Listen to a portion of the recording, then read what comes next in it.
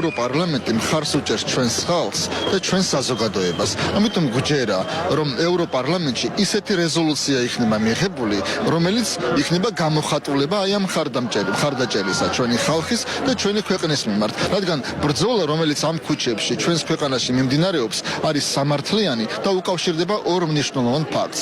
ხელახალ საპარლამენტო არჩევნებს, იმიტომ რომ წინა გაყალბდა. ილონ მასკის მიერ მხარდაჭერილმა გერმანულმა პარტიამ ალტერნატივა გერმანიისთვის ევროპარლამენტში ქართული ოცნების მხარდამჭერი რეზოლუცია დაარეგისტრირა. პარტია გმობს საქართველოში და პოლიტიკურ საქმეებში ჩარევას და ადასტურებს, რომ საქართველოში პოლიტიკური ხელმძღვანელობისა და მმართველობის არჩევანი მხოლოდ ქართველი ხალხის საქმეა.